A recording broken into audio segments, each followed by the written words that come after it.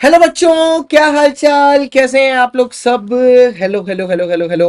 वो एक्चुअली मेरी फाउंडेशन की क्लास खत्म होने में थोड़ा सा टाइम लग गया। उसमें बच्चे थोड़ा डाउटिंग डाउटिंग खेल रहे थे। ठीक है।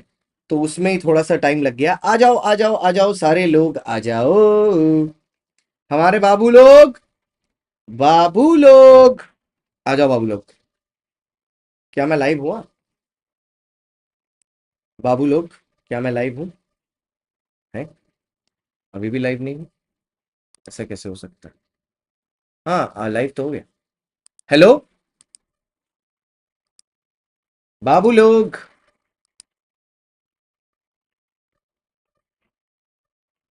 हेलो, आवाज क्लियर आ रही है? हाँ, अभी भी लाइव। ओके बाबू लोग, आ जाओ बाबू लोग।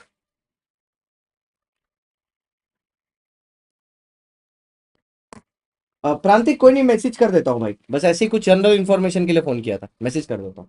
ठीक है। हाँ ठीक है सर, हाँ करता हूँ। हाँ,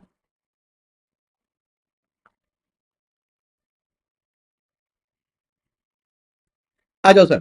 सब लोग व्हाट्सएप, सब लोग ज्वाइन, व्हाट्सएप बोल रहे हैं, सब लोग क्लास ज्वाइन कर ले भैया फटाफट। आवाज आ रही फटाफट, लाउड एंड क्लियर? ओके, सब लोग वीडियो को लाइक कर दे भैया फटाफट। सब लोग वीडियो को लाइक कर दे।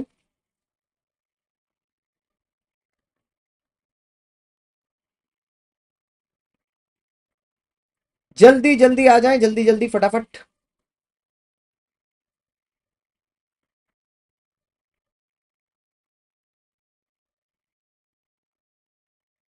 जल्दी। ओके, चलो सर, पहले क्या करेंगे, पहले क्या करेंगे हम लोग, पहले हम लोग चैप्टर 6 और चैप्टर 8 करेंगे। उसके बाद जो थोड़ा सा हिस्सा चैप्टर नंबर 4 का बाकी है उसको खत्म करेंगे। तो जल्दी से वीडियो लाइक कर लें, चैनल को सब्सक्राइब कर लें। चलिए फिर शुरू करते हैं।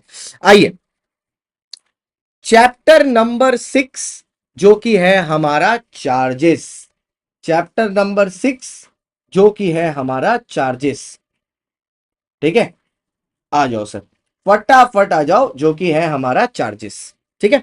Okay, chapter number 6, registration of charges. Sir ये चार्जेस बेसिकली होता क्या है, पहले जरा सा ये समझ लीजिए। बेसिकली बात ऐसी है कि एक हमारी, या तो हमने डिबेंचर इशू किया है कंपनी ने, या तो डिपॉजिट इशू किया।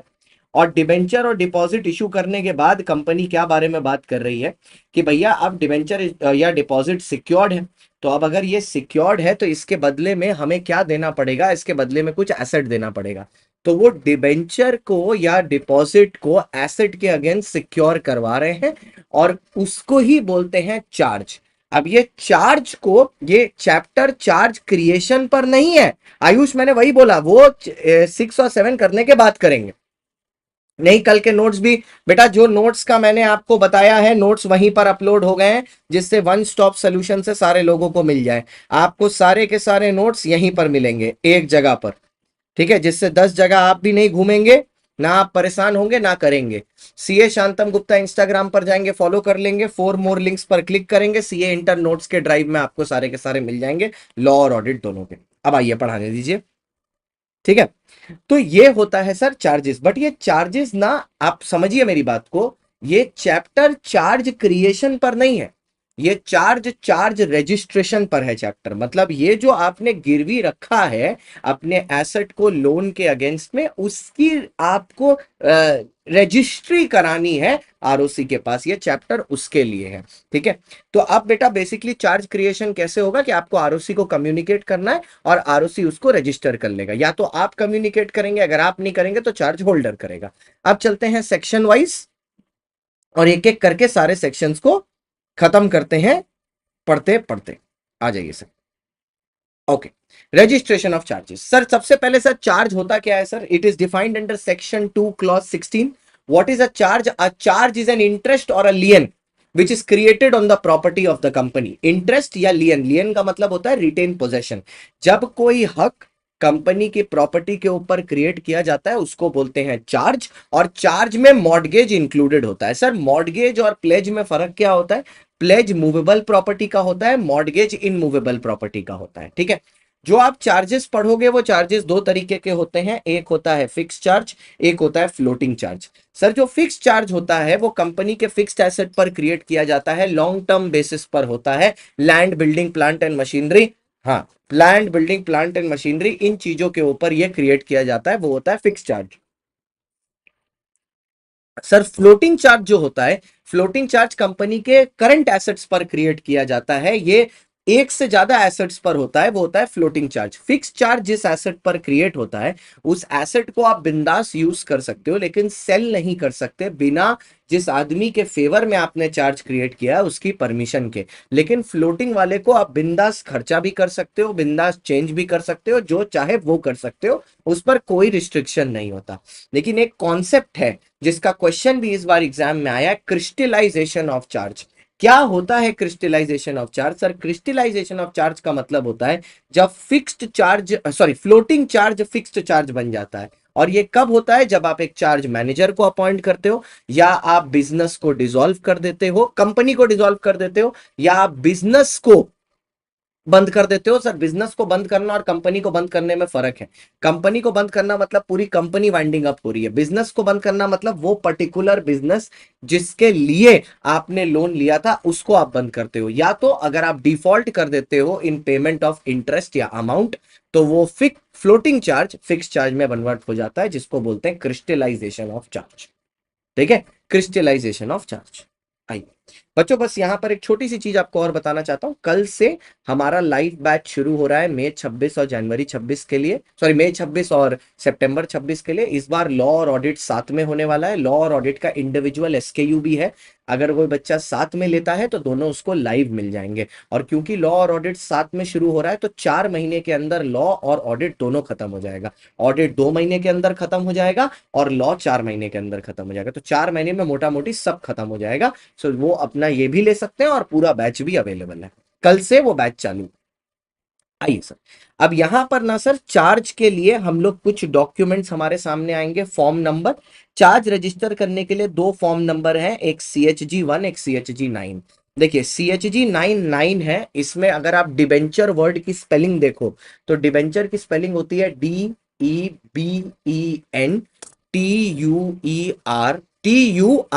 Debenture, DEBENTURE, debenture. तो अगर आप डिबेंचर के लिए कर रहे हो तो उसमें फॉर्म CHG 9 आएगा, और अदर देन डिबेंचर अगर किसी चीज के ऊपर आप चार्ज क्रिएट कर रहे हो तो उसमें 1 आएगा। ठीक है, उसमें 1 आएगा। हाँ, तो अब आप लोगों के दिमाग में ये रहेगा सर तो फिर हमारी रिवीजन क्लास का टाइमिंग क्या हो जाएगा? अगर आपको याद हो बाबू, बहुत अच्छी बात बोला है, आज पहली बार अशोक ने कुछ, आयुष ने, सैनी ने कुछ ढंग की बात बोली, वरना कल सब बेचारे परेशान हो जाते। मैं आपको दिखा देता हूं, मैंने ये लिख के रखा है जिससे आपको क्लैरिटी रहे। आज हम लोग यहां पर हैं चैप्टर 6 और 8 में, ये आज हम लोग खत्म करेंगे। अब आपकी कल कोई क्लास नहीं है, अगर आप देख रहे हो तो 18 को कोई क्लास नहीं है आपकी। 19 तारीख से अब जो क्लास होगी वो सुबह 8:30 AM पर हो जाएगी, 19 तारीख से। ठीक है, कल आपकी कोई क्लास नहीं है। आप कल तक आपको रिवीजन करने का मौका मिल गया। हमने कितने क्लास चैप्टर खत्म कर दिए? 1, 2, 3, 4, 5, 6, 7, 7 चैप्टर 15 में से खत्म कर दिए। मतलब ऑलमोस्ट 50% का सिलेबस मैंने खत्म कर दिया। और अब आपको मौका मिल जाएगा, एबीसी एनालिसिस का वीडियो आज आ जाएगा, अब आपको मौका मिल जाएगा ये एक दिन में ये 7 टॉपिक को रिवाइज करने का। तो आप लगभग एक दिन में अगर मेरे हिसाब से 7 घंटा भी बैठ जाओ या 5 घंटा भी बैठ जाओ, आपके सारे टॉपिक रिवाइज हो जाएंगे। ठीक है, आइए।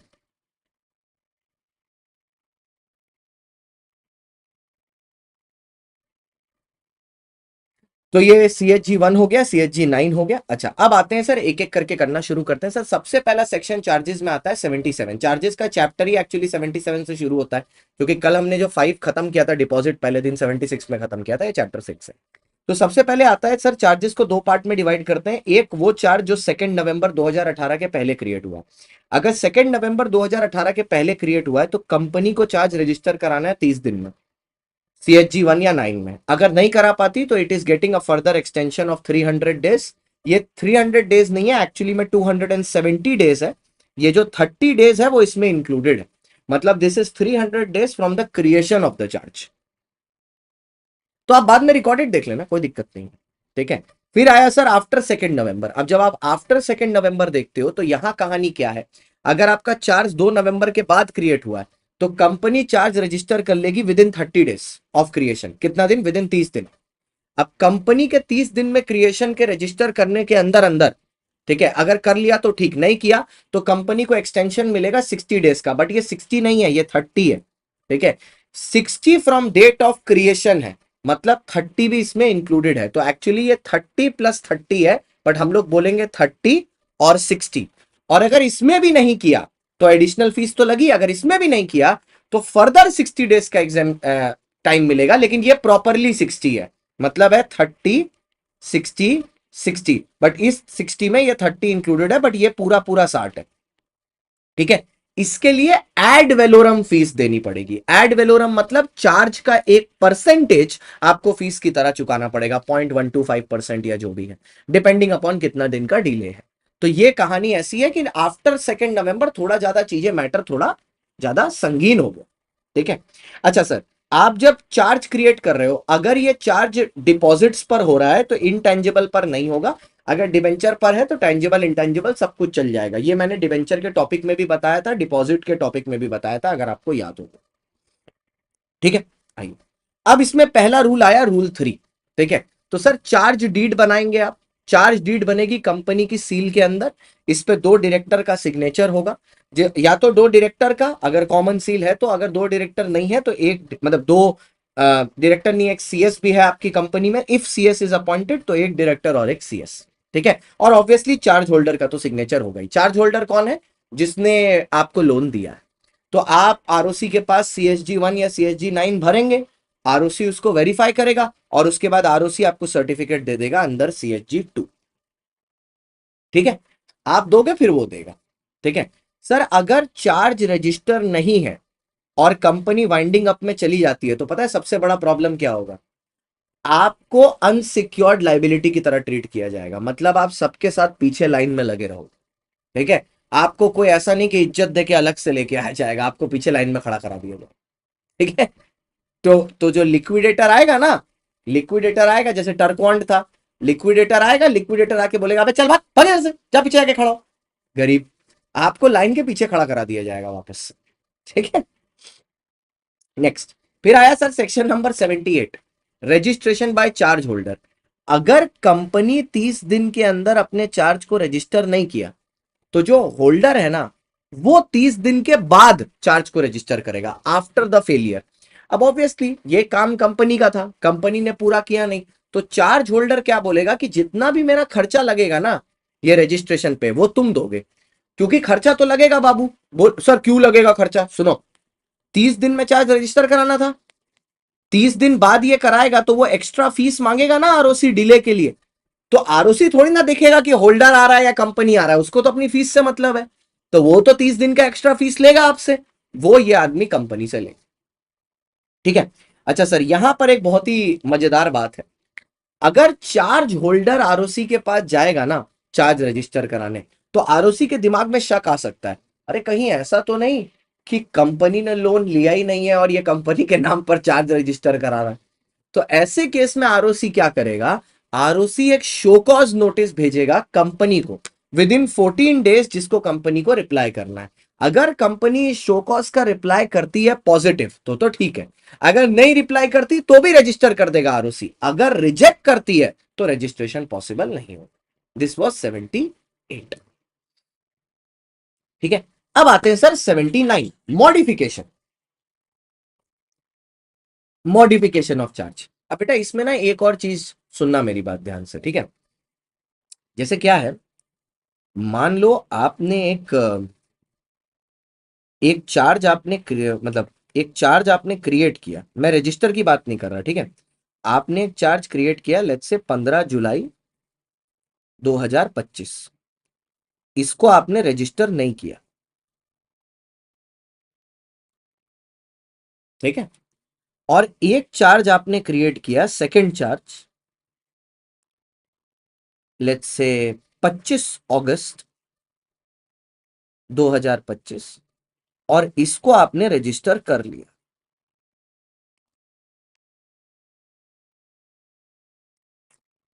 कंपनी जो है वो अभी भी सॉल्वेंट है। क्या है? सॉल्वेंट है। कंपनी की बारी आई इंटरेस्ट पेमेंट की। इस लोन पर इंटरेस्ट है 2 लाख, इस पर है इंटरेस्ट 2.5 लाख। कंपनी के पास अमाउंट अवेलेबल है 2 लाख। आप बताइए कंपनी किसको देगी? कंपनी किसको देगी बाबू? कंपनी इसी को देगी पहले, because the charge was created prior. अब आप बोलोगे लेकिन सर वो रजिस्टर्ड तो नहीं था। वो रजिस्टर्ड तो नहीं था, ऐसा कुछ। अरे सर उससे फर्क थोड़ी ना पड़ता है, रजिस्टर्ड हो या ना हो उससे कोई फर्क ही नहीं पड़ता। रजिस्टर्ड हो ना हो उससे क्या घंटा फर्क पड़ता है? कोई फर्क नहीं पड़ता सर, क्योंकि अल्टीमेटली कंपनी अभी तक वाइंडिंग अप में थोड़ी ना गई है, कंपनी सॉल्वेंट है। सर एग्जाम्पल बदल दो, बदल देता हूं।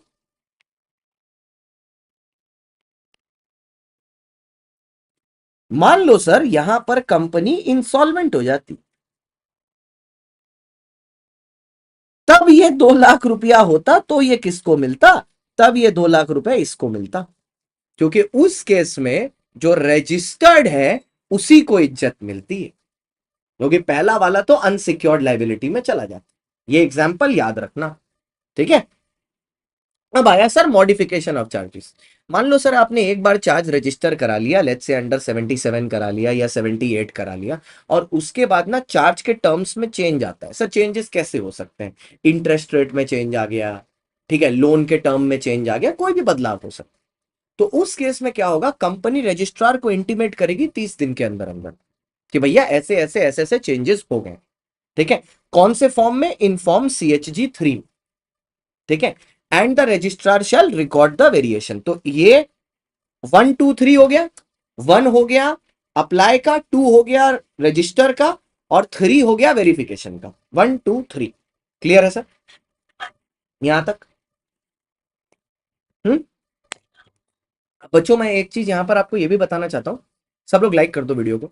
ऐसा नहीं है कि मैं आपको आंसर राइटिंग नहीं करा रहा, मैंने इस बार कुछ और प्लान किया है, तो बस आपको वो बता रहा हूं। जैसे मैं अभी रिवीजन कर रहा हूं, 31 तारीख तक रिवीजन खत्म करा दूंगा। 5 चैप्टर के सारे क्वेश्चन मैंने क्वेश्चन बैंक के करा दिए, तो वो 5 चैप्टर कंक्लूसिवली आपके दिमाग में फिट है। बच्चे 10 चैप्टर हैं। अब इन 10 चैप्टर के लिए मैं 10 दिन क्लास रखूंगा कंटिन्यूअसली एवरी डे 1 आवर, अगस्त में 10 क्लास, ठीक है। 1 से 10th अगस्त या 2nd से 11th अगस्त, 10 दिन। और उस 10 दिन में हम लोग हर एक दिन एक एक चैप्टर के इंपॉर्टेंट क्वेश्चन सॉल्व कर लेंगे चैप्टर वाइज। तो आपके 10 वहां पर भी सॉर्ट हो गए, यहां पर भी सॉर्ट हो गया, ठीक है। तो आपका पूरा का पूरा लॉ कार्ड निपट जाएगा, फिर ऑडिट में चलेंगे। तो वो सारी चीजें प्लान्ड है बहुत बढ़िया से, तो आप उसकी टेंशन मत लो। बस एक बार शांति से रिवीजन खत्म करा लें दो चैप्टर वाइज, ठीक है। तो इस बार लॉ में 90 लेके आना है, ठीक है। इस बार लॉ में 90 लेके आना है। आइए नेक्स्ट, सेक्शन 80। अब ये क्या बोल रहा है सर?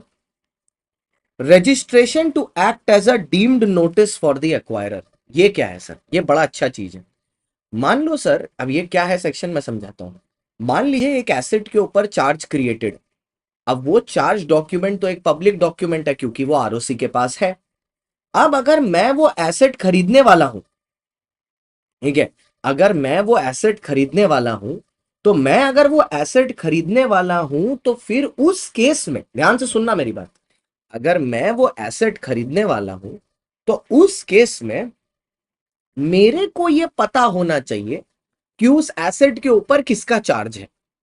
अगर मुझे ही नहीं पता है कि उस एसेट पर किसका चार्ज है, अगर मुझे ही ये बात नहीं पता है कि उस एसेट पर किसका चार्ज है, ठीक है, मैंने खुद चेकअप नहीं किया, तो मेरी गलती है ये मेरा गुनाह है कि मैंने चेकअप नहीं किया। मेरी गलती है, मेरा गुनाह है, और मेरा गुनाह है तो सजा कौन भुगतेगा? मैं ही भुगतूंगा, ठीक है। मेरी रिस्पॉन्सिबिलिटी थी। मैं बाद में ये नहीं बोल सकता कि कंपनी ने तो मुझे बताया नहीं था कि ये एसेट पर चार्ज है बेचने से पहले। मेरी गलती, मेरे को देखना चाहिए, ठीक है। आई, इस बार फुल डे मैराथन मैराथन का कुछ जुगाड़ अलग है, इस बार पूरा प्लान ही अलग है, ठीक है। बताएंगे जैसे जैसे आगे बढ़ेंगे, ठीक है। अच्छा, तो अगर कोई चार्ज रजिस्टर है अंडर सेक्शन 77, एनी पर्सन जो एसेट को अक्वायर कर रहा है या प्रॉपर्टी को अक्वायर कर रहा है कंपनी से, हम लोग ऐसा मान लेंगे कि उसको पहले ही पता है कि इस पे कोई चार्ज क्रिएटेड है या नहीं, क्योंकि हमने एक चार्ज का डॉक्यूमेंट बनाया, वो तो एक पब्लिक नोटिस है, आप जाके उसको देख ही सकते हैं। अगर आपने उसको नहीं देखा, ठीक है, उसको नहीं देखा, तो फिर तो ये वैलिड ही नहीं होगा ना, फिर तो ये वैलिड ही नहीं होगा। ठीक है। अब देखो ये जो समय बच्चा है, इसको लगता है या तो ये बेवकूफ है, या इसको लगता है पूरी दुनिया में सब बेवकूफ है। क्यों पता है? मैंने इसको ग्रुप में पूछा तेरा नंबर कैसा आया, क्योंकि हमने इसको पहले वार्निंग दी थी। बोलता है मेरा अकाउंट्स में 63 आया, लॉ में 60 आया, और टैक्स में फेल हो गया। तो भाई उस हिसाब से तो ये पेपर आपका एग्जाम्प्ट हो गया अकाउंट्स और लॉ में। तो फिर ये लॉ के क्लास में बैठ के क्या कर रहा है? सोचने वाली बात। या तो वो खुद से झूठ बोल रहा है, या मेरे से झूठ बोल रहा है, हमको समझ ही में नहीं आ रहा। आई विचित्र आदमी है। ठीक है। अब आइए सेक्शन 81 या 85। अब ये क्या है सर, ध्यान से सुनिएगा। ठीक है, 81 और 85 ये क्या है, ध्यान से सुनिए।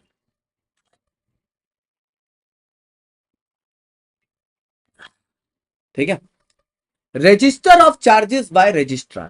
ठीक है, सेक्शन 81 क्या है, 85 क्या है, कंफ्यूज मत होना। सेक्शन 81 बोल रहा है हर चार्ज जो आरओसी के पास रजिस्टर हुआ है, हर चार्ज जो आरओसी के पास रजिस्टर हुआ है, वो हर चार्ज में, ठीक है, वो हर चार्ज में जो आरओसी के पास रजिस्टर हुआ है, उस हर एक चार्ज में, ठीक है, डिटेल आरओसी के पास मेंटेन्ड है, and it is a public document. Time pass कर लो।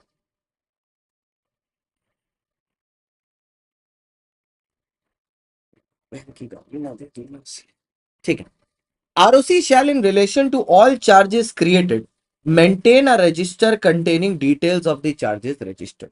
ठीक है, आरओसी को अपने पास एक डॉक्यूमेंट बनाना है, एक रजिस्टर बनाना है जिसमें charges register.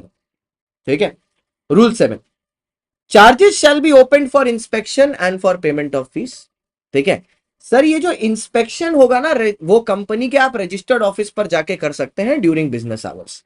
Sir how is 81 different from 85? 81 बोल रहा है कि रजिस्टर ऑफ चार्जेस सारी कंपनियों के सारे चार्जेस के कहां पर है सर, रजिस्ट्रार के पास है। ठीक है, रजिस्ट्रार के पास है। 85 बोल रहा है हर एक कंपनी जो इंडिविजुअल चार्जेस बनाती है, ठीक है, वो चार्जेस अपने पास रखने चाहिए।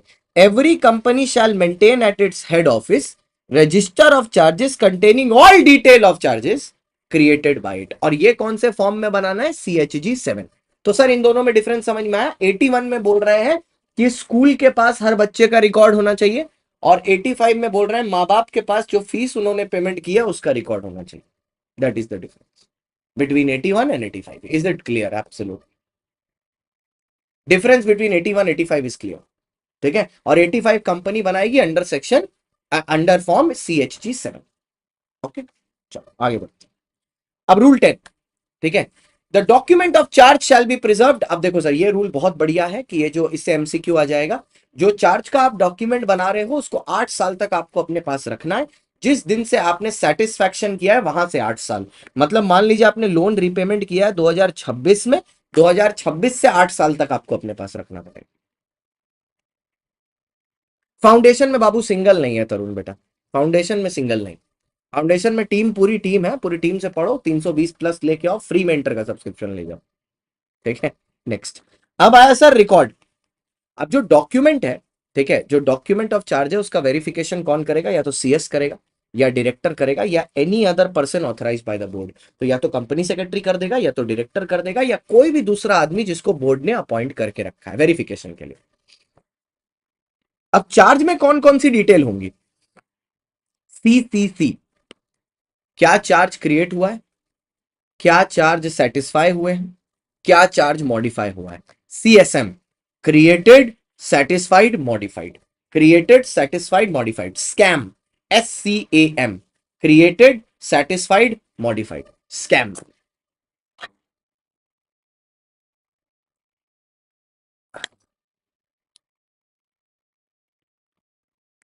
Clear sir? Okay next. अब 82 और 83 में सिमिलैरिटी दिखाता हूं, ठीक है। जैसे ही चार्ज सेटिस्फाई हुआ, सेटिस्फाई मतलब कंपनी ने रीपेमेंट कर दिया, उसको आरओसी को बताना है 30 दिन के अंदर, क्यों भैया उधारी पेमेंट हो गई। कौन से फॉर्म में? CHG 4। क्या चीज के साथ? कि चार्ज सेटिस्फाई हो गया इसकी डिटेल के साथ। मान लो अगर वो 30 दिन में नहीं बताया तो कितने दिन में बता सकता है? 300 दिन में। सर यहां पर भी वो चेंज आया है क्या 30 30 60 वाला? नहीं बाबू, यहां वो चेंज नहीं आया बेटा। यहां पर अभी भी 30 और 300 है, यहां पर चेंज नहीं आया, यहां पर वो सेम है। यहां पर अभी भी वो 30 और 300 है, इसमें वो चेंज नहीं आया, इसमें वो सेम रह गया, इसमें वो चेंज नहीं है। ठीक है, आइए सर बाबू। अब जब इंटीमेशन मिलेगी आरओसी से फ्रॉम द कंपनी, ठीक है, अब जैसे ही आरओसी को यह बात पता चलेगी, आरओसी क्या करेगा? सबसे पहले शो कॉज नोटिस भेजेगा किसको? चार्ज होल्डर को। आरओसी तुरंत पूछेगा चार्ज होल्डर से, बोलेगा भाई सुन, तेरे को पैसा मिला है क्या? क्योंकि सर हो सकता है कंपनी झूठ बोल रही हो। अब चार्ज होल्डर को भी 14 दिन का शो कॉज नोटिस मिलेगा।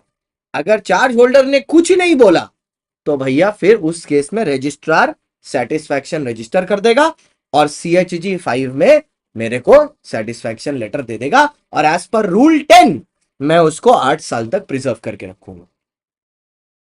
एज पर रूल 10 मैं उसको 8 साल तक प्रिजर्व करके रखूंगा। बोलो यहां तक कोई प्रॉब्लम बेटा 82 में?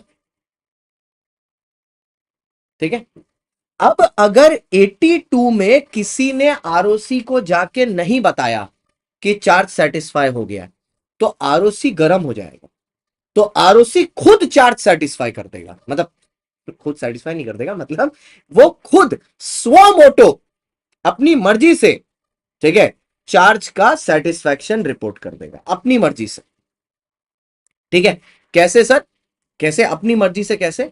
अगर उसको ऐसा लगता है कि ये उधारी ऑलरेडी पे हो चुकी है, debt has already been paid, या तो उसको ऐसा लगता है कि जो टर्म्स ऑफ द चार्ज है वो एक्सपायर हो चुके हैं, 10 साल का था 10 साल पूरे हो गए, या उसको ऐसा लगता है कि कंपनी के पास अब एसेट का कंट्रोल है ही नहीं, वो एसेट ही बेच चुका है कंपनी, या कोई दूसरा चार्ज उसी एसेट पर क्रिएट हो गया है फुल वैल्यू पर।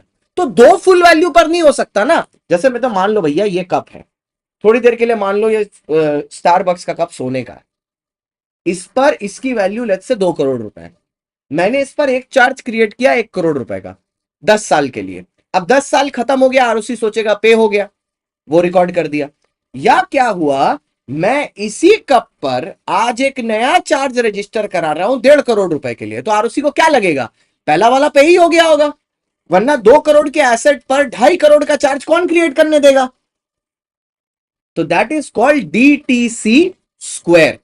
Debt has been repaid, term has expired, company has parted with the possession, या charge has been created on full value of the asset।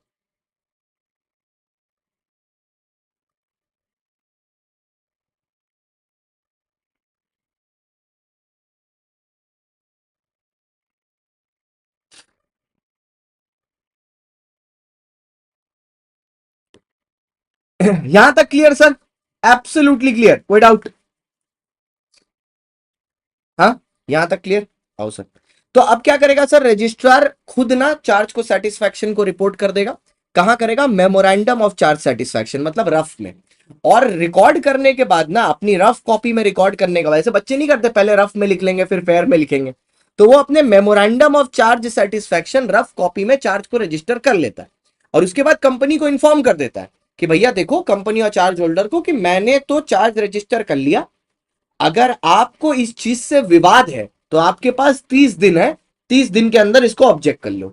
अगर आप नहीं ऑब्जेक्ट करते मैं मान लूंगा कि it is correct. As simple as that. ठीक है।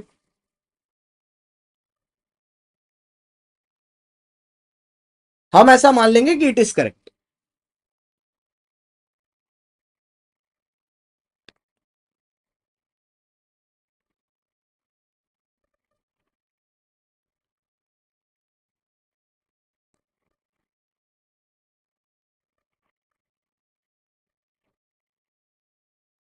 ये बैच में एनरोल करिए, आप अपनी क्लासेस देख सकते हैं। ठीक है। आइए, if the charge holder appoints a charge manager, अब बात आई है, अब मैटर थोड़ा सीरियस हो रहा है, ठीक है। चार्ज मैनेजर कौन है? जैसे डिपॉजिट में डिपॉजिट ट्रस्टी था, अभी डिवेंचर पढ़ेंगे उसमें डिवेंचर ट्रस्टी आएगा, उसके पहले ये चार्ज में चार्ज ट्रस्टी है, चार्ज ट्रस्टी नहीं बोलेंगे, चार्ज मैनेजर।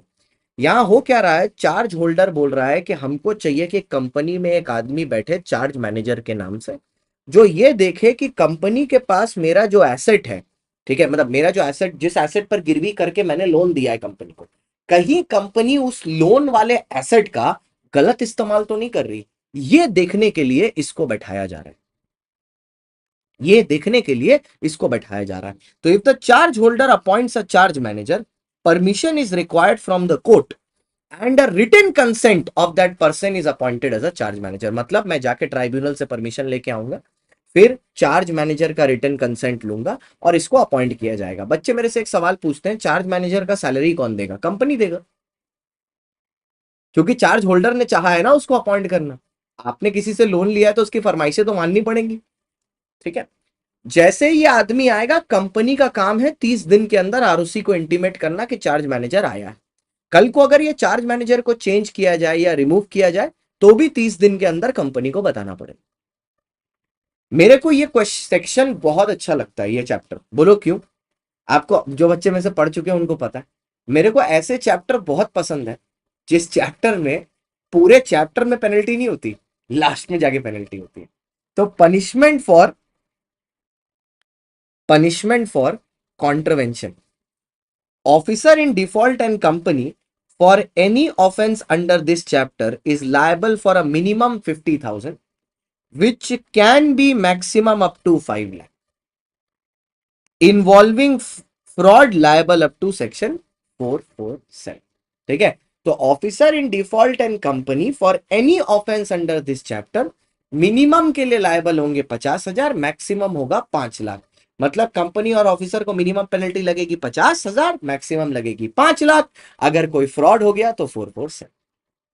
ठीक है, आओ सर चैप्टर को खत्म करते हैं। ठीक है, सेक्शन नंबर 87। सर अगर आपके चार्ज में कोई क्रिएशन में या मॉडिफिकेशन में या सेटिस्फैक्शन में आपसे कोई मिस स्टेटमेंट हो गया है, कुछ गड़बड़ हो गई है, या कोई ओमिशन हो गया है, मिस स्टेटमेंट हो गया है या कोई ओमिशन हो गया है, ठीक है, कोई मिस स्टेटमेंट हो गया है या कोई ओमिशन हो गया है, तो ऐसे केस में आपको क्या करना है? अगर कोई मिस स्टेटमेंट या ओमिशन हो गया है तो ऐसे केस में बिफोर आप अपना चित्र आगे बढ़ाओ, ठीक है, बिफोर ग्रांटिंग अप्रूवल आप क्या करो, आप चेक कर लो, ठीक है, कि आखिरकार आप क्या इसको चेंज करने के लिए कुछ कर सकते हो। हां सर, आप चले जाओ सीधे सेंट्रल गवर्नमेंट के पास, मतलब एमसीए के पास, और फॉर्म CHG 8 फाइल कर दो, ठीक है, और उनसे ना रिक्वेस्ट करो कि प्लीज वो आपको एडिटिंग करने का मौका दे दें और अपनी गलती सुधारने का मौका दे दें।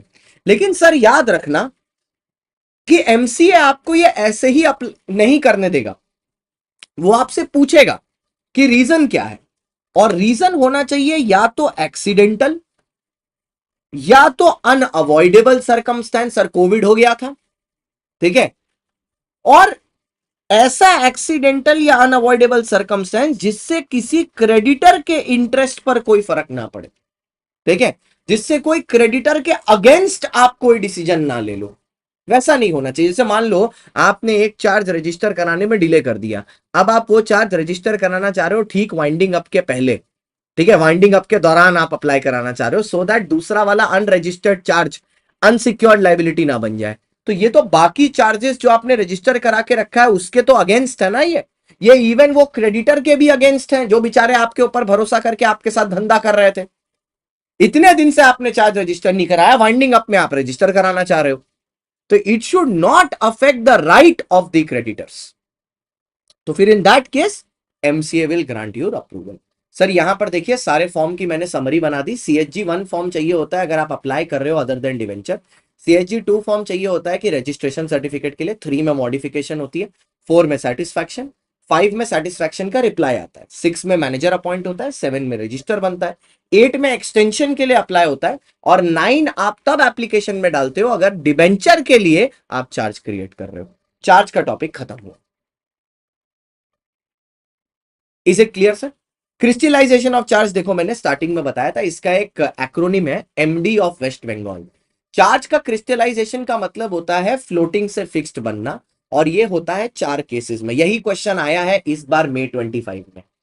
MD of West Bengal, M जब आप चार्ज मैनेजर अपॉइंट करते हो, डी जब आप डेट पेमेंट करते हो और डेट के ऊपर इंटरेस्ट पे करना रह जाता है या डेट पेमेंट करना रह जाता है, वाइंडिंग अप ऑफ कंपनी जब पूरी कंपनी बंद हो रही है, एंड क्लोजर ऑफ बिजनेस जब एक बिजनेस ऑपरेशन बंद हो रहा है। दोनों में फर्क है। डन है सर? अब आते हैं the topic of debenture. Let's come to dividend. Dividend आओ सर, ये तो मेरा फेवरेट टॉपिक है। Dividend chapter number 8 section 123 to 127। Sir dividend क्या है sir? Dividend is distribution of profit, ठीक है, जो आप किसको कर रहे हो? शेयर होल्डर्स को। Sir dividend is an appropriation of profit, ठीक है, क्योंकि सर पैसा कमाएंगे तभी देना है। और डिविडेंड दो तरीके के होते हैं, एक होता है फाइनल डिविडेंड, एक होता है interim dividend. Sir interim dividend मतलब वो डिविडेंड होता है which is declared between 2 AGM, इसमें मेंबर्स का कोई इन्वॉल्वमेंट नहीं होता। फाइनल डिविडेंड वो होता है जो प्रपोज किया जाता है बोर्ड ऑफ डायरेक्टर द्वारा और उसको अप्रूव किया जाता है by OR in the AGM। तो बेसिकली क्या होता है, कंपनी क्या करती है? डिविडेंड को प्रपोज करती है, उसके बाद डिविडेंड AGM में जाता है। AGM में मेंबर ऑर्डिनरी रेजोल्यूशन पास करके या तो डिविडेंड को रिफ्यूज कर सकते हैं या डिविडेंड के परसेंटेज को रिड्यूस कर सकते हैं, ठीक है, लेकिन बढ़ा नहीं सकते। डिविडेंड हमेशा फेस वैल्यू पर दिया जाता है अनलेस अदरवाइज स्टेटेड। ये अनलेस अदरवाइज स्टेटेड क्यों लिखा है मैंने? Section 51 unless otherwise stated. Section 51 पे है ना, पेड अप वैल्यू पर दे देंगे, उसके लिए लिखा। अच्छा, उसके बाद आया sir dividend under section 235। Dividend का मतलब क्या है? बोलता है डिविडेंड का मीनिंग देखो कितना गजब है। डिविडेंड को डिफाइन किया, डिविडेंड इंक्लूड्स इंटरिम डिविडेंड। वाह क्या डेफिनेशन, ठीक है। सबसे पहले सेक्शन पहला आता है 123। ये बोलता है इंटरिम डिविडेंड मतलब वो डिविडेंड जो डायरेक्टली बोर्ड ऑफ डायरेक्टर्स द्वारा डिक्लेयर किया गया है बिटवीन 2 AGM, और वो रिवोक नहीं किया जा सकता, डायरेक्टर्स द्वारा देने के बाद। लेकिन अगर आप ऑल शेयर होल्डर का अप्रूवल ले लें तो उसको रिवोक किया जा सकता है। भाई ऑल शेयर होल्डर, 75 नहीं, इंटरिम यहीं से MCQ पूछेगा भाई, यहीं से MCQ पूछेगा। इंटरिम डिविडेंड रिवोक हो सकता है लेकिन आपको ऑल शेयर होल्डर का परमिशन चाहिए, सारे के सारे, ठीक है। आइए, अब होता क्या है सर, जिस साल में आपको प्रॉफिट हुआ है, ठीक है, करंट ईयर में, उसमें तो आप जितना भी फाइनल डिविडेंड देना चाहो आपको कोई रिस्ट्रिक्शन नहीं लगाएगा। आप जितना देना चाहो दे सकते हो आफ्टर चार्जिंग डेप्रीसिएशन। मतलब PNL में पहले डेप्रीसिएशन चार्ज होगा, उसके बाद जो पैसा बचेगा वो PL एप्रो में जाएगा, उससे आप जितना डिविडेंड देना चाहो वो दे सकते हो। लेकिन अगर आपको लॉस हुआ है करंट ईयर में तब प्रॉब्लम है, क्योंकि अगर आपको करंट ईयर में लॉस हुआ है, ठीक है, तो आपको कुछ रिस्ट्रिक्शन का फायदा उठाना पड़ेगा,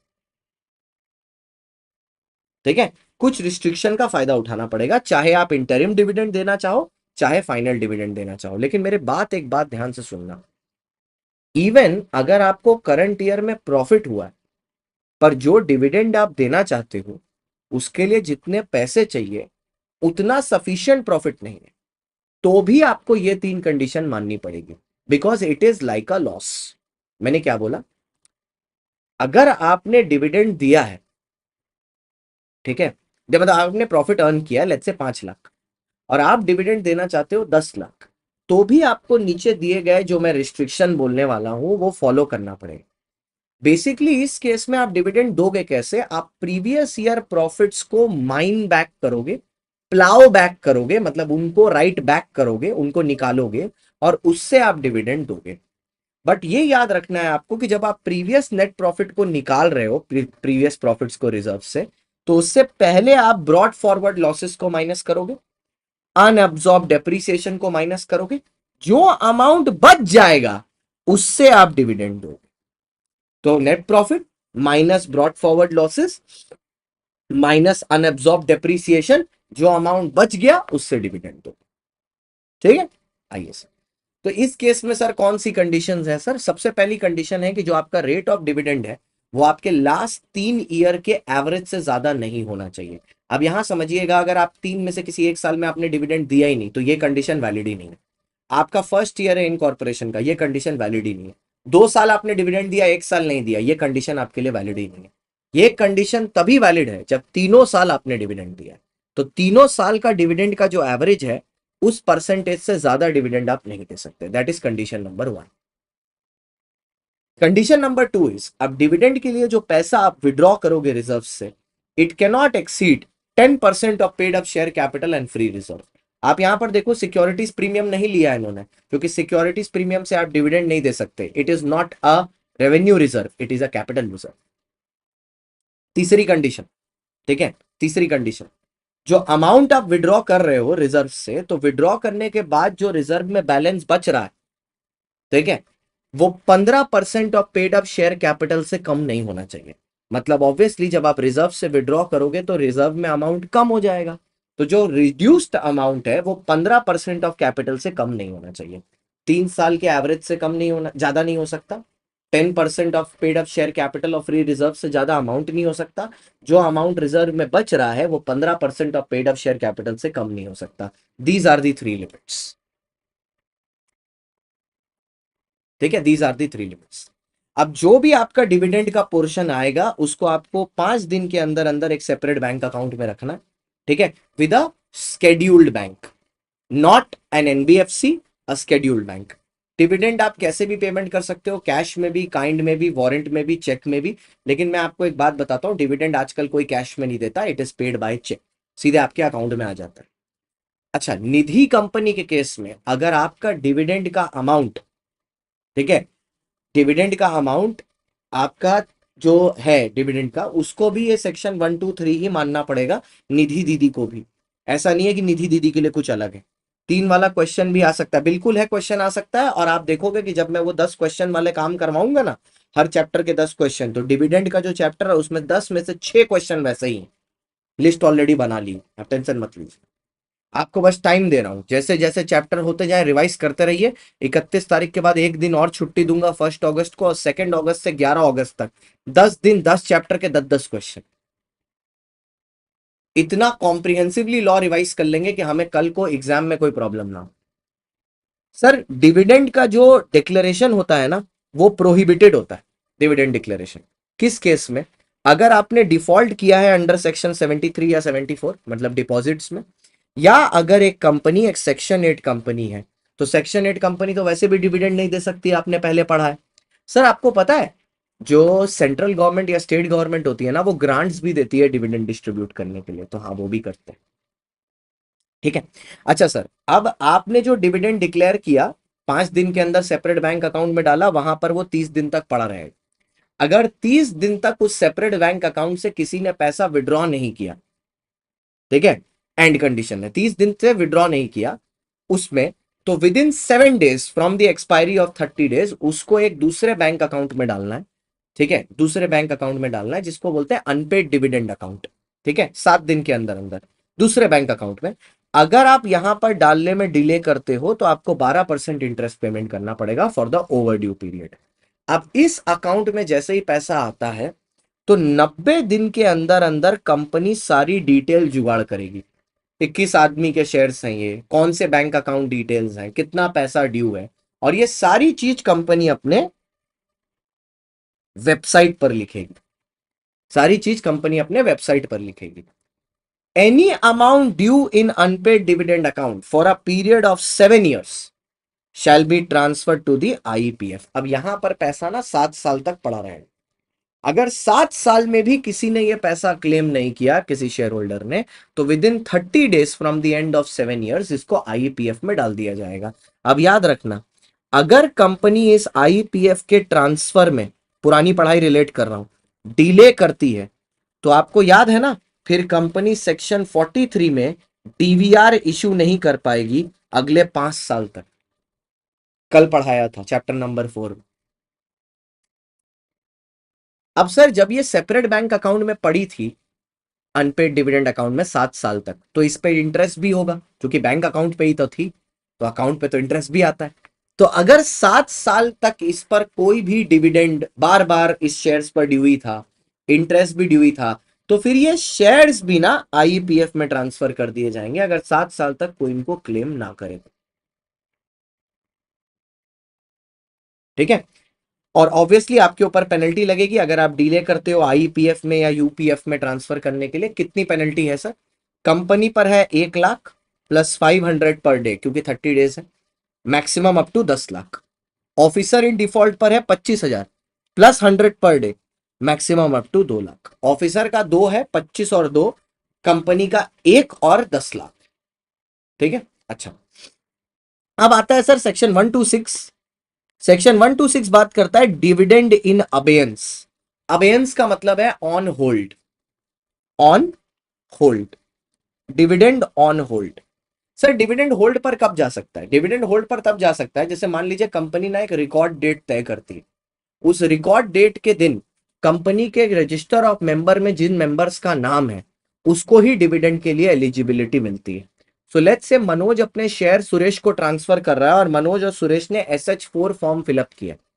अब उसने कंपनी को 60 डेज में SH4 दे दिया, लेकिन भाई कंपनी को 60 डेज में SH4 मिलने के बाद, ठीक है, कंपनी को उस SH4 के साथ 30 दिन का टाइम मिलता है, जहां पर वो बैठ के, जहां पर वो बैठ के 30 दिन तक बैठ के, कंपनी 30 डेज तक कंपनी बैठ के क्या करती है, रजिस्टर देखती है मेंबर्स का 30 डेज तक बैठ के, और इस रजिस्टर को देख के, ठीक है, इस रजिस्टर को देख के कंपनी बैठ बैठ के इस रजिस्टर को देखती है और इस रजिस्टर को देख के डिविडेंड देती है। अब मान लो मनोज ने सुरेश को ट्रांसफर करके डीड तो जमा कर दी, बट कंपनी ने अभी उसको रिकॉर्ड किया नहीं और बुक बंद हो गई 17 जून को। ठीक है। तो अब इन शेयर्स पर जो डिविडेंड है या इन पर जो राइट शेयर है या बोनस शेयर है, सब कुछ होल्ड पर चला जाएगा जब तक ये किताबें वापस से खुले ना। ठीक है, वापस से एंट्री के लिए। तो section 126 applies when the transfer deed is delivered to the company for registration but the same is not registered before the record date. Dividend in relation to such shares shall be transferred to the unpaid dividend account. However, it can be paid if the registered holder gives a declaration to the company. लेकिन अगर यहां पर ये भाई मनोज खुद company को बोल दे कि भाई मेरे को कोई फर्क नहीं पड़ता, आप सुरेश को दे दो डिविडेंड, तो फिर बात अलग। एनी राइट शेयर और bonus share offer will also be pending, सब कुछ पेंडिंग में चला जाएगा। ठीक है। सेक्शन 127, सर ये बहुत ही घातक सेक्शन है, ये नॉन पेमेंट की पेनल्टी है। अब अगर आपको याद आए तो जब हम लोग ने चैप्टर 3 पढ़ा था तो उसमें एक सेक्शन था 23(4) कि अगर कोई पब्लिक कंपनी या class of public company CG के पास अप्लाई करे तो इन पब्लिक इंटरेस्ट सीजी अगर चाहे तो सेक्शन 127 से भी कंपनी को रिलीफ ग्रांट कर सकता है। अब कोई बच्चा बोलेगा आपको इतना कैसा याद रहता है? भाई ये सब क्लासेस कराने के लिए ना मेरे अंदर बहुत डेस्परेशन है, desperation in the sense I literally will love to have, मतलब आपका मतलब आपका स्कोर बहुत अच्छा है, आई वुड लव दैट। इसलिए उस एक्साइटमेंट में मैं हर एक क्लास कराने से पहले रात को पहले बढ़िया से पढ़ता हूँ। ठीक है, मैं जबरदस्ती इंस्टीट्यूट मटेरियल वापस से पढ़ता हूँ, भले ही मेरा कई बार पढ़ा हुआ है फिर भी पढ़ता हूँ कि नेक्स्ट दिन क्लास आऊं तो और अच्छे से डिलीवर कर पाऊं। तो वही चीज, इसी से ना रिलेशन पैदा होता है कि यहां ये पढ़ा था तो यहां से यहां रिलेट कर लिया। नहीं, मनोज को नहीं मिलेगा, मनोज को नहीं मिलेगा ना, क्योंकि मनोज ने सुरेश को ट्रांसफर कर दिया। हाँ आशीष जी कर सकते।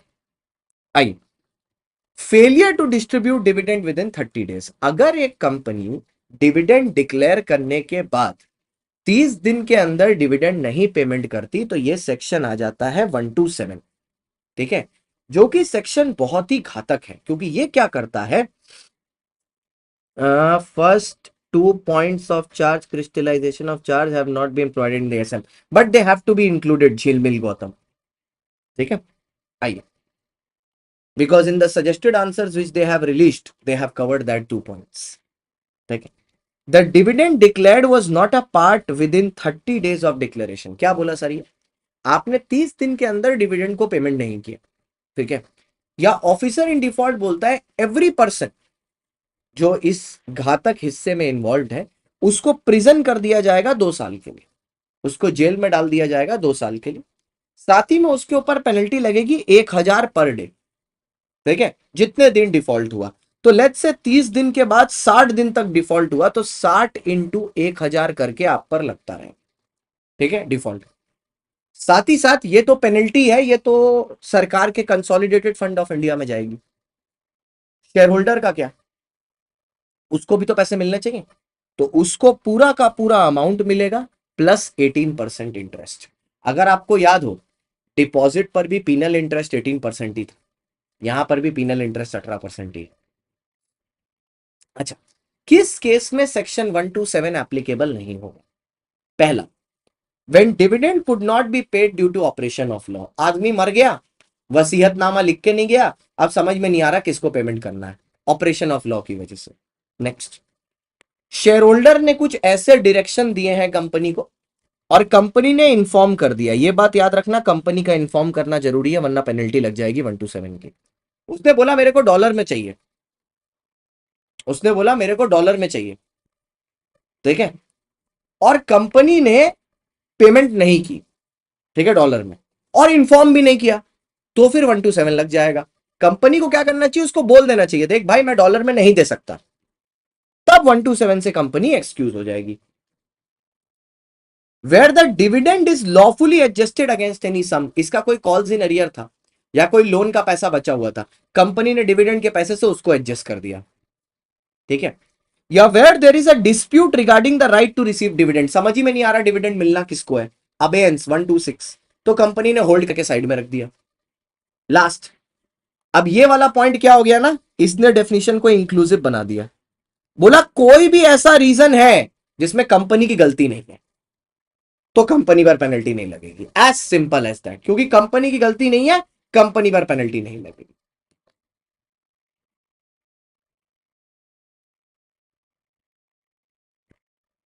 कंपनी का रीजन नहीं है तो कंपनी पर पेनल्टी नहीं लगेगी, एज सिंपल एज दैट।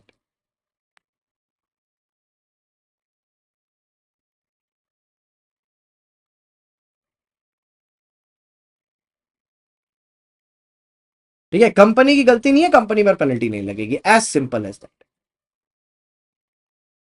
इसमें कंपनी का कोई फॉल्ट नहीं, ठीक है। तो इसका हमने एक एक्रोनिम बनाया था, डीएलएफ का न्यू एड, ठीक है, D for dispute, L for operation of law, F for no fault of the company, A for adjusted, D for direction, ठीक है, कंपनी का डायरेक्शन नहीं माना। दिस इज द इंटायर कच्चा चिट्ठा,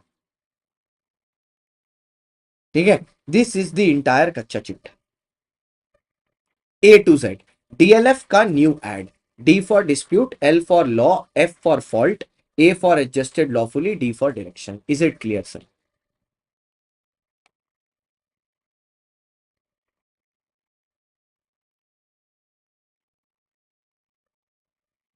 इज इट क्लियर सर? 15,500 के आसपास होगी मेरे को लगता है सिंगल ग्रुप की। क्लियर यहां तक, डीएलएफ का न्यू एड, आओ सर। अच्छा, अब एक चीज आती है IEPF, investor education and protection fund, section 125, last section है इसका।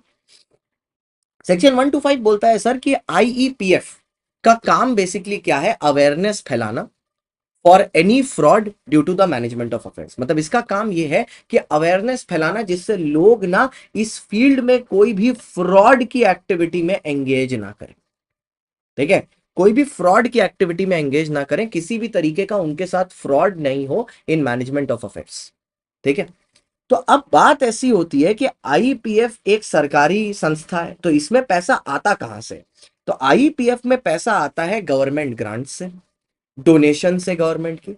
अब एक पुराना आईपीएफ सेक्शन 1956 कंपनीज एक्ट में भी बना हुआ था, अब वो वाला एक्ट बंद हो गया, तो उसका बैलेंस भी यहां आना चाहिए, तो उसका बैलेंस पलट के यहां आ जाता है।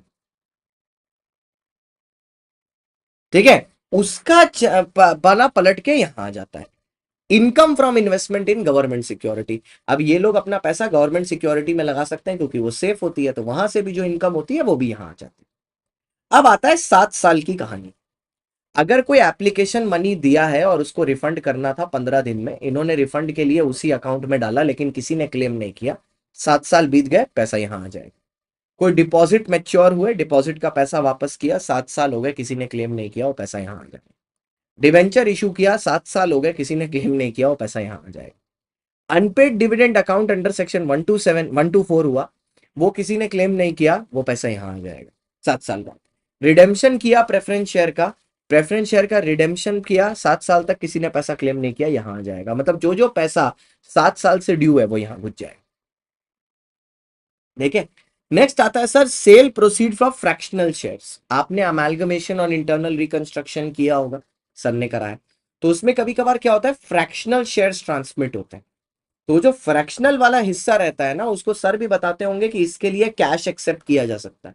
तो वो जो फ्रैक्शनल हिस्सा है ना, आईपीएफ उसको चाहे तो मार्केट में बेच सकता है, it can sell it in the market. फिर आता है सर यूटिलाइजेशन ऑफ फंड्स। अब जो पैसे आ गए, उस पैसे को यूज कहां करेंगे? उस पैसे को यूज किया जाएगा, अगर कोई 7 साल बाद हमारे पास आ गया अपना डिविडेंड मांगने या डिपॉजिट मांगने या डिवेंचर मांगने, तो उसको वापस कर देंगे। साथ ही साथ कैंपेन वैम्पेन चलाएंगे जिससे इन्वेस्टर को एजुकेशन और अवेयरनेस दें। उसके बाद जो क्लास एक्शन हुआ था सेक्शन 37 में, जहां पर लॉयर अपॉइंट करना पड़ता था, याद है? सेक्शन 37 में बहुत सारे लोगों को एक आदमी से हर्ट हुआ है, तो उसका लीगल एक्सपेंस रीइंबर्स करने के लिए,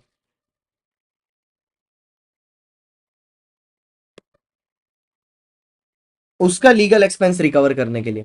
उसके बाद distribution of disgorged amount. What is disgorged amount? जो अमाउंट आदमी से अलग किया गया है। अगर कोई आदमी चोरी चमारी अंडर सेक्शन 36 किया, किसी अग्रीमेंट में आपको एंटर कराया और फिर आपसे पैसा लूटा, तो उस आदमी से उस पैसे को अलग जब किया जाता है तो उसको डिसजॉर्ज बोला जाता है, और फिर वो इनोसेंट इन्वेस्टर को वापस लौटा दिया जाता है, जो सहारा के साथ करने की कोशिश कर रहे हैं कि सहारा से पैसा ले और वापस जिन लोगों के साथ चोरी चमारी हुई है उनको पैसा वापस दिला, या एनी अदर इंसिडेंटल पर्पस। तो इसका मैंने एक एक्रोनिम बनाया, पेपर 2।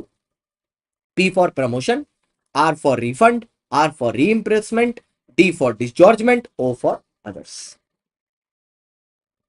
ठीक है, तो ये पूरा का पूरा कैरेक्टर मतलब कारस्तानी हो गया किसके केस में? ये हो गया in the case of dividend. तो यहां पर सर आपका डिविडेंड का टॉपिक खत्म हुआ और यहां पर आपके चार्जेस का भी टॉपिक निपट गया।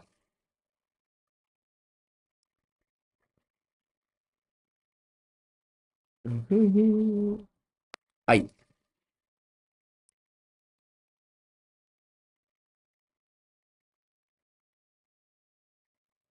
अब आते हैं सर सेक्शन नंबर 67। 67 तो कर लिया था ना?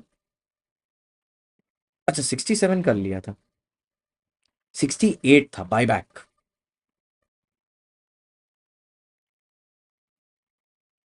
भैया बैक, भैया बैक, भैया बैक, कहाँ है भाई भैया बैक?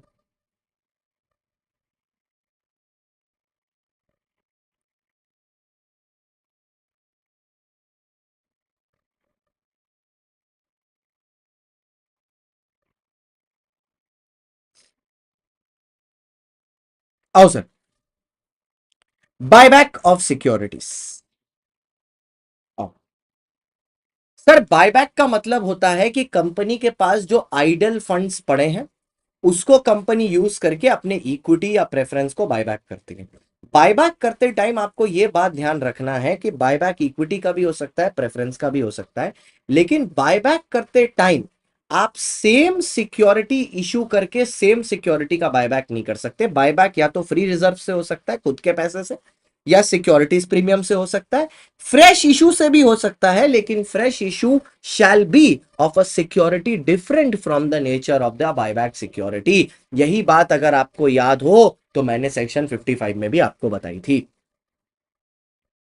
ठीक है, next, conditions to be fulfilled for buyback. क्या कंडीशन है सर?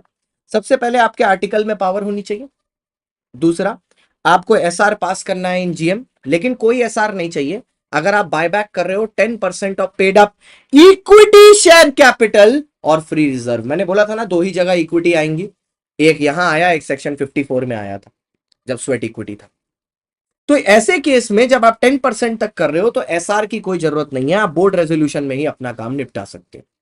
लेकिन सर मान लीजिए आपने एसआर करके करना है, तो कितना दूर तक जा सकते हो? 25% of paid up capital and free reserve कर सकते हो। अब इसमें पेड अप कैपिटल है तो इसमें इक्विटी प्रेफरेंस दोनों आ जाएगा, और आप एसआर पास करना पड़ेगा 10 के ऊपर जाने के लिए 25 तक।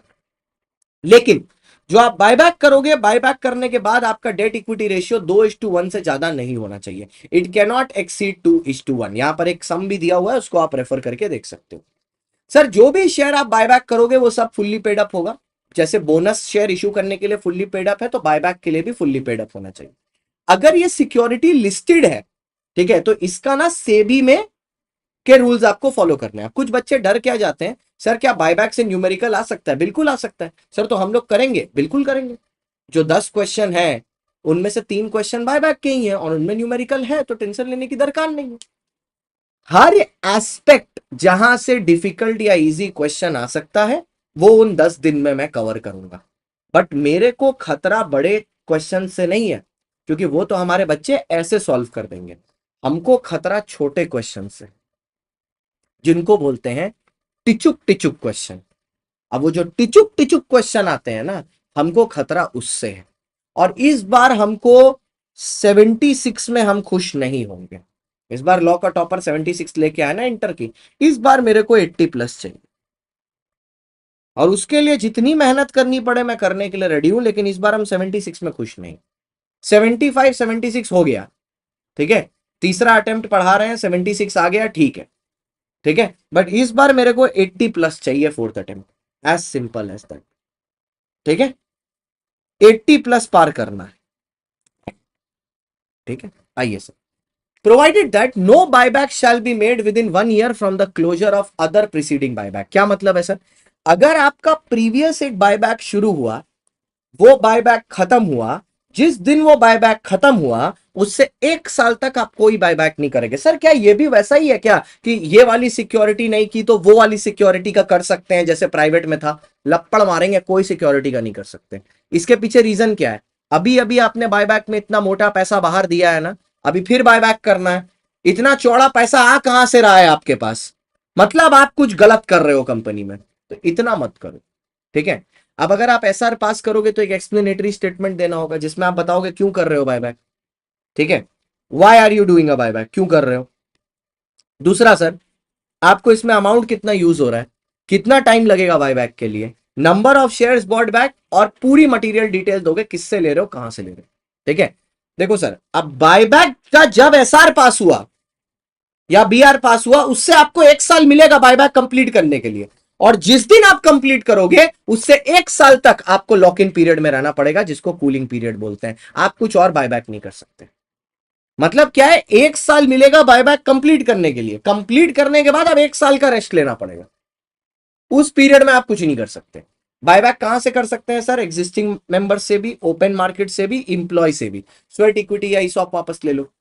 जो भी सिक्योरिटी आप बायबैक कर रहे हो उसको आपको 7 दिन में फिजिकली डिस्ट्रॉय करना पड़ेगा, because you can not have an asset and an a liability from your own. कितना खराब लगेगा बोलो, इन्वेस्टमेंट में लिखा है investment in shares of CSG limited, और लाइबिलिटी में भी लिखा है equity share capital CSG limited. खुद ही से एसेट है, खुद ही से लाइबिलिटी। ठीक है, अच्छा, बायबैक में कौन कौन से फॉर्म जाएंगे सर? बायबैक में जाता है पहले फॉर्म SH8, जो बेसिकली एक लेटर ऑफ ऑफर होता है जो कंपनी आरओसी शेयर होल्डर्स को भेजती है कि भैया हम आपके शेयर्स वापस खरीदना चाहते हैं, भेज दो हमें। ठीक है, फिर SH9 एक डिक्लेरेशन ऑफ सॉल्वेंसी की टेंशन मत लो, हम डूबेंगे नहीं सनम, हमारे पास इतना पैसा है सनम, तेरी कसम हम नहीं डूबेंगे। ठीक है, हम कंटिन्यू करेंगे, अगले 1 साल तक कंटिन्यू करेंगे, तुम टेंशन मत लो। दूसरा,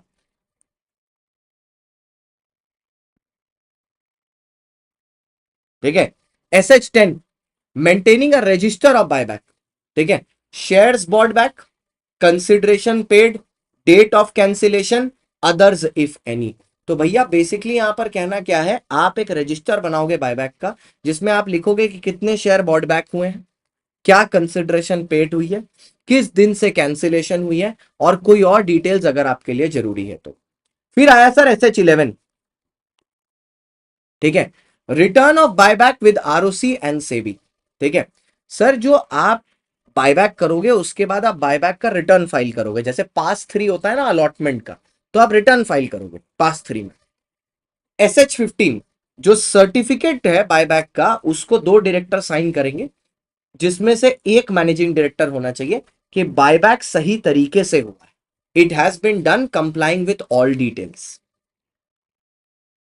सर बायबैक जो बनेगा वो रिजर्व से और प्रॉफिट से अगर आप कर रहे हो तो आपको सेम अमाउंट का CRR बनाना पड़ेगा, नॉमिनल वैल्यू का, कैपिटल रिडेम्पशन रिजर्व। अभी 69 में बोलूंगा कि इसी कैपिटल रिडेम्पशन रिजर्व से आप बोनस इशू कर सकते हो, वही सेम चीज जो अपने ने प्रेफरेंस में भी देखा था। कूलिंग पीरियड, आप जब एक कंपनी शेयर इशू कर रही है, ठीक है, सुनना ध्यान से, आपने बायबैक किया, सेम तरह की सिक्योरिटी जो आपने बायबैक की है, आप उसको वापस मार्केट में इशू नहीं कर सकते 6 महीने तक। मतलब अगर आपने इक्विटी का बायबैक किया है तो आप इक्विटी अब 6 महीने तक इशू नहीं कर सकते। प्रेफरेंस कर सकता हूं, हाँ, डिबेंचर कर सकता हूं, हाँ, सेम सिक्योरिटी नहीं कर सकते। ठीक है, लेकिन बोनस दे सकते हो, ईसॉप दे सकते हो। ठीक है,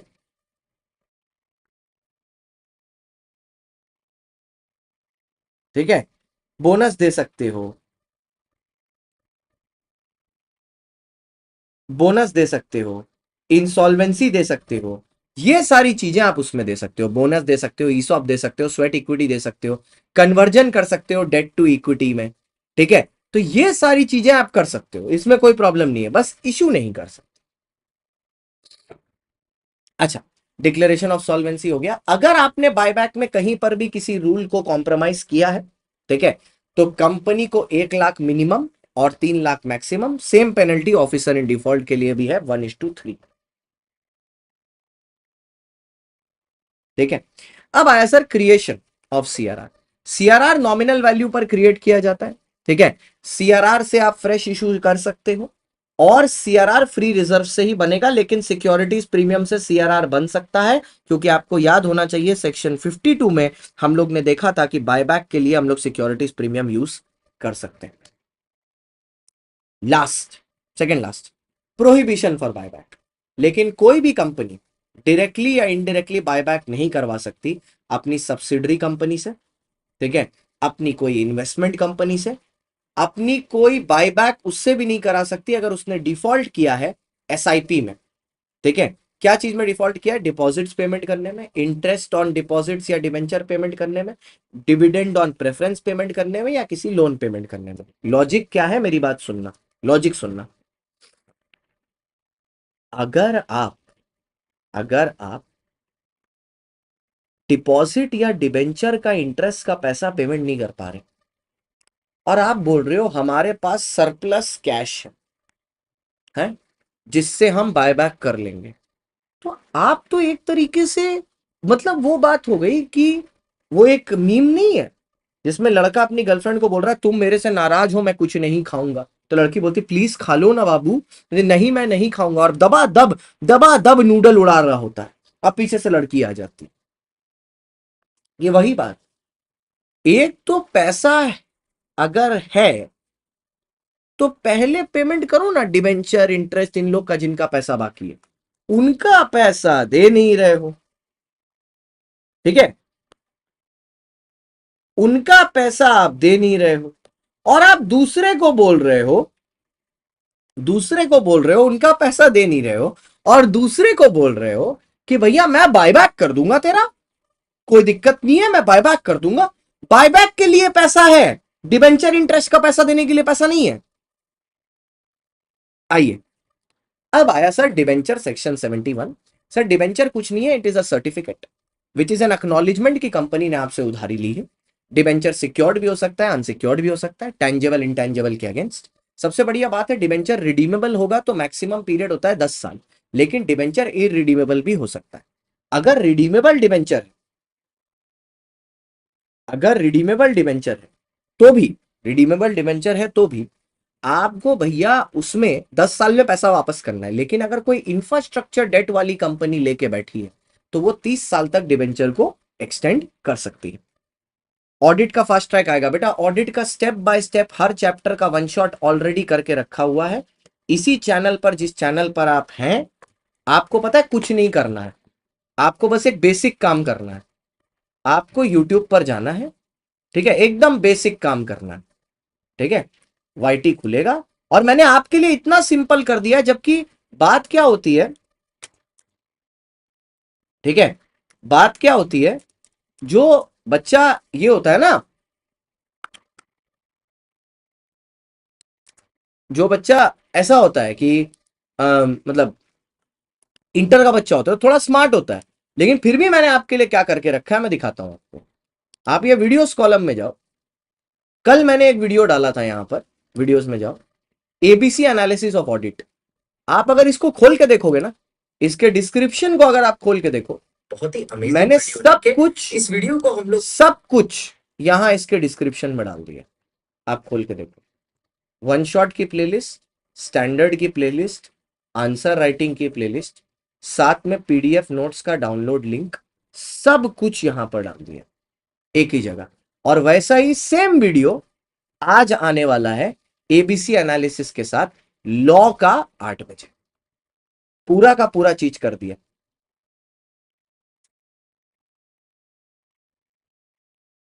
लैग हुआ, हेलो, अभी ठीक है।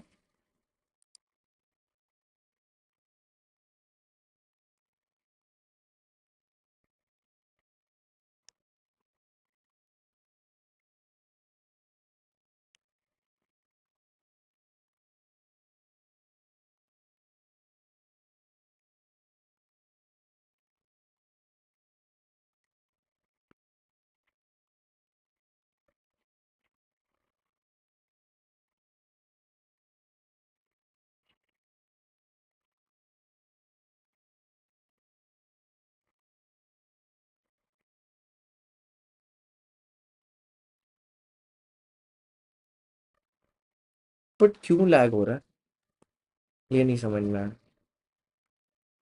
लैग हो क्यों रहा है। नेट तो पूरा बराबर चल रहा है।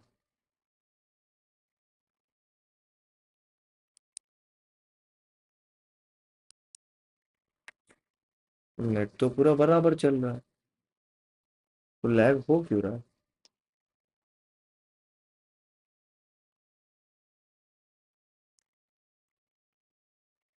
अच्छा अभी ठीक है ना। हाँ तो बस मैं वही बोल रहा था कि आप उसमें एबीसी एनालिसिस का ऑडिट का वीडियो है, उसको जाके देखो। उसमें ऑडिट का नीचे डिस्क्रिप्शन में मैंने जो जो कंटेंट कराया ना, उसकी पूरी प्लेलिस्ट बना के दे दी है ऑलरेडी, ठीक है। लॉ का ऐसे chapter wise one on one था नहीं, इसलिए मैं इस बार बना रहा हूँ, पर उनका मैंने ऑलरेडी मई 25 में कर दिया था, ठीक है। तो एक बार उसको देख लो। और आज सेम वीडियो 8 बजे लॉ का आने वाला है एबीसी एनालिसिस के साथ इन डेप्थ, तो उसको भी जरूर से देखें, ठीक है। आओ सर, नेक्स्ट। सर जो डिबेंचर पारी पासु क्लॉज के साथ इशू किए जाते हैं उसमें क्या होता है, सेम सीरीज के डिबेंचर होते हैं, मतलब सबका राइट सेम होगा, मतलब टर्म्स ऑन द इशू जिसके ऊपर डिबेंचर इशू किए गए हैं all will be the same, ठीक है। अब डिबेंचर अगर कन्वर्टेबल है तो आपको पहले स्पेशल रेजोल्यूशन पास करना पड़ेगा पब्लिक को इशू करने से पहले। क्यों सर, क्योंकि फिर देखो कंट्रोल कॉम्प्रोमाइज हो रहा है ना, कल को यही डिबेंचर जो कन्वर्टेबल वाले हैं वो आके हमारी सीट में बैठेंगे, ठीक है। जब वो इक्विटी बन जाएंगे तो पहले इशू करने से पहले आपको हमसे पूछना चाहिए, ठीक है, आपको पूछना चाहिए, ठीक है।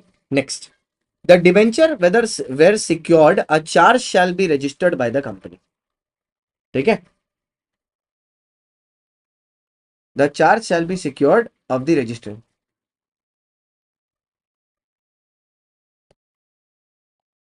ठीक है। If the charge is unregistered, remember on winding up it is treated as an unsecured creditor. अगर चार्ज अनरजिस्टर्ड है तो वाइंडिंग अप के समय it will be treated as an unsecured creditor. Next, अगर सर कंपनी अपॉइंट कर रही है, अगर कंपनी पब्लिक इशू कर रही है डिबेंचर का, 500 से ज्यादा लोगों को इशू कर रही है या पब्लिक इशू कर रही है या प्रोस्पेक्टस बना रही है, तो पहले एक ट्रस्टी अपॉइंट करना पड़ेगा डिबेंचर के लिए, इससे पहले वो मार्केट में डिबेंचर ऑफर करें। They will have to appoint a trustee. ठीक है सर, जो डीआरआर है, the DRR should be created out of free reserves and shall be used for redemption of debenture only. जो डीआरआर बनेगा वो free reserve से create होगा और वो रिडेम्पशन ऑफ डिबेंचर के लिए ही इस्तेमाल किया जाएगा। डन। डन सर, चैप्टर 4 भी निपट गया।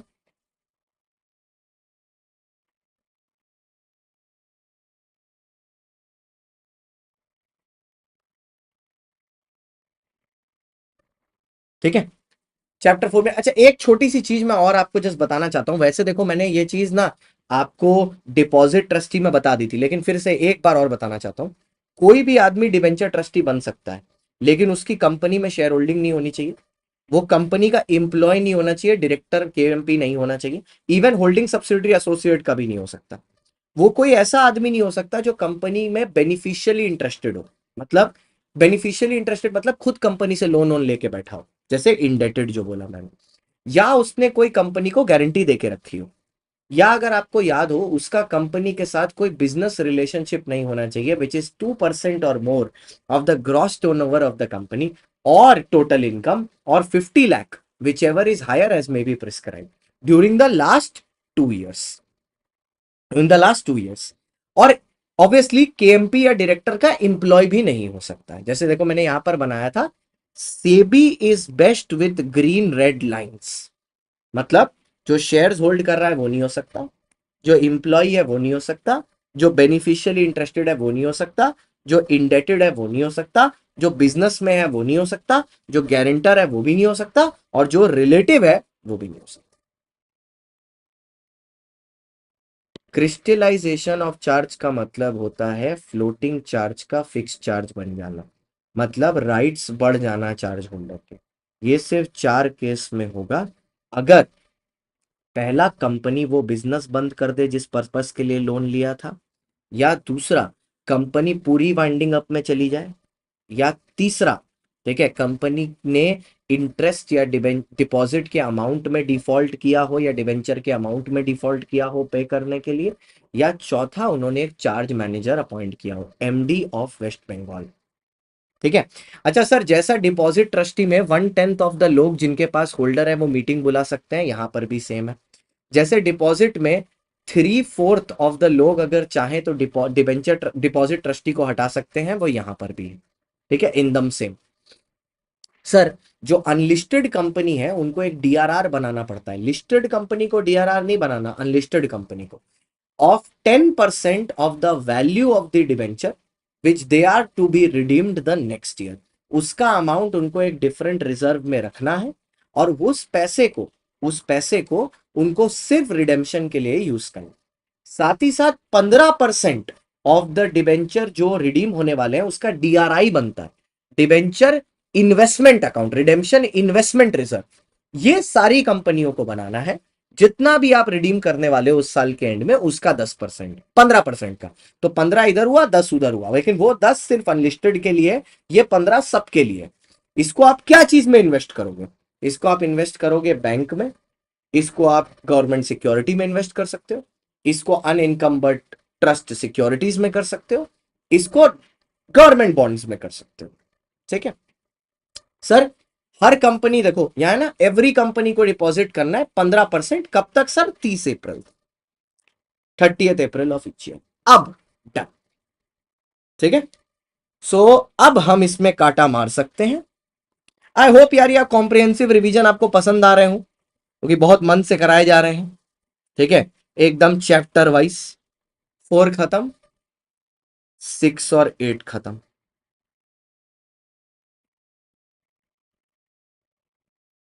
So we finish off with chapter number 1 and 3, 2 and 5, chapter 4, chapter 6 and 8. Now will start 19 को सुबह 8:30 बजे, चैप्टर नंबर 7 पार्ट नंबर 1, 19 तारीख। ठीक है, मैनेजमेंट। ओके, चलो sir, bye bye, see you, tata, मिलते हैं 19 तारीख।